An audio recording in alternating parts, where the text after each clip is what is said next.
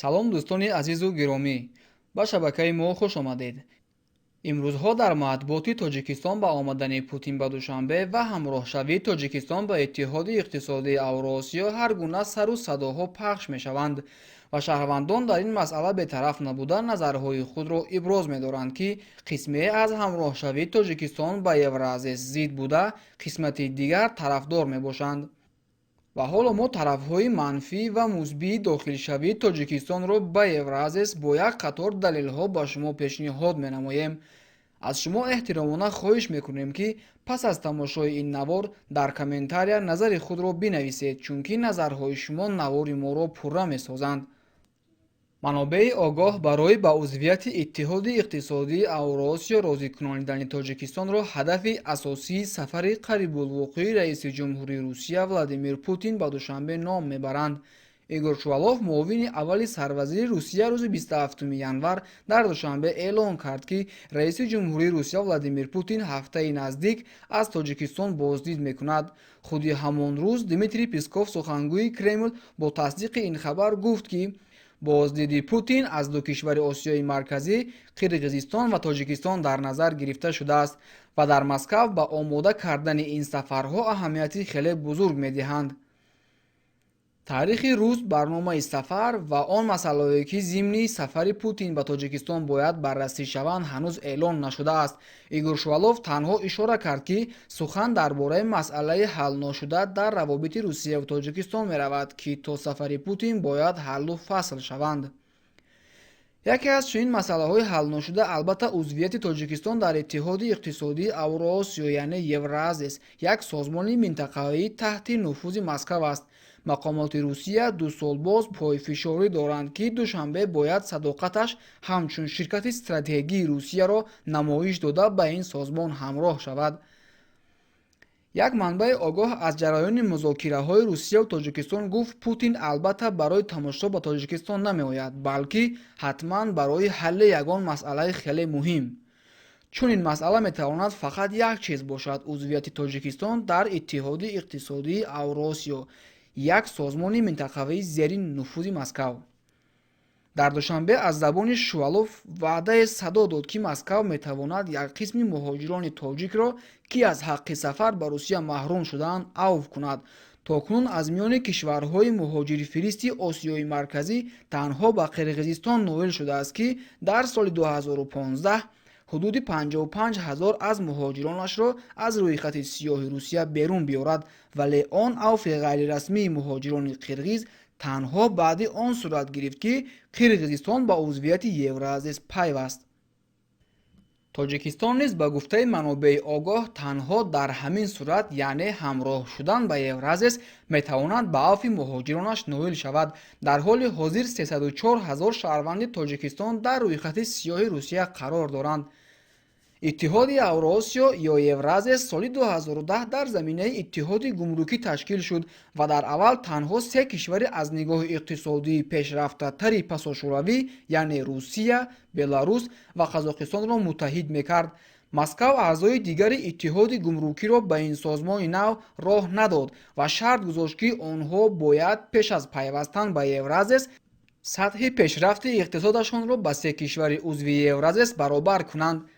аммо баъди буҳрони Крим ва Украина ва эълони таҳримоти Ғарб, Москав ба пуштибонии бечунучарои шариконаш эҳтиёҷи бештар пайдо кард ва ба ташвиқи онҳо барои пайвастан ба Евразес пардохт. Арманистону Қирғизистон ин пешниҳодро пазируфта дар соли 2015 ба ин созмони зери назари Москав ҳамроҳ шуданд. дар тӯли соли 2015 ва 2016 аз забони мақомоти Русия чандин бор ба такрор изҳори умед мешуд, ки Душанбе низ ҳамчун шарики стратегии Москав ба Евразес дархости узвият медиҳад. умеди Москав ин буд, ки Тоҷикистон аллакай то поёни соли 2016 аризааш ба ин созмон дода, дар соли 2017 аллакай расман ба Евразес мепайвандад. аммо мақомоти Тоҷикистон то ҳол мегӯянд, ки масъалаи узвият дар ин созмон дар дасти омӯзиш қарор дорад ва бояд тамоми паҳлӯҳои мусбату манфии он санҷида шавад. паҳлӯи мусбати узвият дар ин созмон барои Тоҷикистон албатта имтиёзи ҳаракати озодонаи нирӯи корист. عضویت در اتحاد اوراسیا برای بیش از 1 میلیون مهاجر تاجیک در روسیه امتیازهای فراهم می‌آورد و آنها را از جمله از ضرورت بعد هر 90 روز ترک قلمروی آن کشور کردن و دیگر مانع‌های ایجاد شده برای بودوباش مهاجران خارجی در روسیه رها می‌کند. با این دلیل در جامعه تاجیکستان که اکثر خانواده‌هایش از حساب مهاجران کاری در روسیه زندگیشان را پیش میبرند، بسیاری‌ها بی‌صبرانه منتظر به یورازیس پیوستن تاجیکستانند. ولی وزارت کارهای داخلی روسیه قانونی را آماده کرده است که بر اساس آن در صورت نداشتن شرطنامه کاری مهاجران کشورهای عضو یورازیس را نیز میتواند از آن کشور اخراج کند. منابع سامانه اخبار میگوید یک مسئله حل نشده این است که نرخ یا خرج عضویت در این سازمان را به دوشنبه کی جبران میکند. عضویت در یورازیس برداشتن باج و خراج گمرکی و پرداخت‌های دیگر در تجارت بین کشورهای عضو این سازمان را در نظر دارد. دو شریک اساسی در تجارت خارجی تاجیکستان، روسیه و قزاقستان عضو اتحاد اوراسیایند و در صورت بیکار کردن باج و خراج گمرکی با این دو کشور بودجه تاجیکستان میتواند سالانه از 200 تا 300 میلیون دلار ضرر بیند. رئیس جمهوری بلاروس الکساندر لوکاشنکو روز 3 فوریه گفت کشورش طی 6 سال عضویت در یورازیس دست کم 15 میلیارد دلار ضرر کرده است. این اظهارات لوکاشنکو میتواند دلگرمی طرفداران پیوستن تاجیکستان به اتحاد اوراسیا را کمتر کرده، آنهایی که نمیخواهند تاجیکستان به این سازمان بپیوندد صفشان را زیاد میکند. بر اساس یک نظرسنجی بانک رشد اوراسیا که نتیجه هایش ماه اکتبر نشر شد، 68% پرسیده شده ها در تاجیکستان از پیوستن این کشور به یورازیس جانبداری کردند که نسبت به نظرسنجی سال 2015 فرق میکند. آن وقت 75% پرسیده شده ها جانبدار بودند. از این برمیآید که جامعه تاجیکستان از چیز آگاه شده و آهسته آهسته از اتحاد اوراسیا دلخنک شده ایستادند. الکساندر چیبولسکی معاون وزیر رشد اقتصادی روسیه گفته است عضویت در اتحاد اقتصادی اوراسیا برای تاجیکستان فایده های بزرگ دارد. پیش از همه این دسترسی بدون مانع به بازارهای بزرگ کشورهای عضو اتحاد اقتصادی اوراسیا است.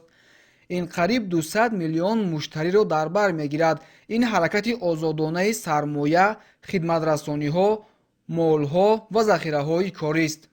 خورشید کریمزاده معاون سردار خدمات گمرکی تاجیکستان در نشست خبری این اداره گفت ما نمیتوانیم که رقابت سالم را در بازار عمومی تامین کنیم. آن معیارهایی که از طرف اتحاد گمرکی معین شدند ما با همان معیارها محصولات جوابگوی پیشنهاد کردن نمیتوانیم. برای مثال اگر محصولات کشاورزی که اصلا ما میخواهیم صادرات نماییم طبق معیارهایی که در اتحاد گمرکی معین شده است، یگان ماشین محصولات کشاورزی ما به بازار آن راه نمییابد، زیرا بخش کشاورزی ما در آن سطح ضروری که لازم است آماده نیستند. ما تا حال نمیدانیم که از اعضاشوی به این اتحاد گمرکی تا کدام درجه به فایده ما است یا ضرر ما. مقامات تاجیکستان در مسئله عضویت یورازیس بین سودوزیان آن یعنی منفیت مهاجران تاجیک از یک طرف و منفیت بودجه از طرف دیگر دودیله شدند. ضمناً ذکر گردید که در مجموع مسئله عضویت تاجیکستان به یورازیس مورد بررسی قرار داشته در نوبت اول تجربه قرقیزستان و ارمنستان آموخته می شود، چون که اقتصاد این کشورها از نگاه سطح به تاجیکستان نزدیکتر است.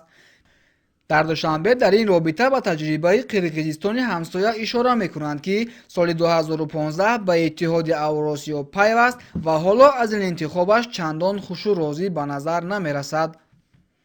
وزیر رشد اقتصاد و سودای تاجیکستان نعمت الله حکمت الله زاده روز 31 ینور در نشست خبری این وزارت گفت در جریان سفر رئیس جمهوری روسیه ولادیمیر پوتین به تاجیکستان امضای چند سازشنامه بین دو کشور در نظر داشته شده است.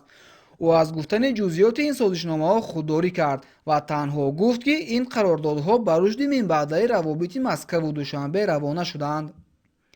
як мақоми вазорати рушди иқтисод ва савдои Тоҷикистон ҳафтаи гузашта ба сомонаи ахбор гуфт, омӯзиши масъалаи пайвастани ин кишвар ба узвияти Иттиҳоди иқтисодии Авроосиё то ҳол идома дорад. ин масъалаи чандон соддае нест, ки дар назари аввал менамояд. бояд паҳлӯҳои мухталифаш омӯхта шаванд, ки оё барои буҷаи Тоҷикистон бо чӣ харҷе тамом мешавад, чӣ паҳлӯҳои мусбату кадом паҳлӯҳои манфӣ дорад. ин хел нест, ки мо ба Иттиҳоди Авроосиё дохил мешавему олам якбора гулистон мешавад. шумо низ назари худ ва маълумотҳои нисбати Иттиҳоди иқтисодии Авроосиё доштаатонро зери ин навор нависед, чунки назари шумо метавонад навори моро пурра созад. ва дар охир ногуфта намонам, обуна шуданро фаромӯш насозед.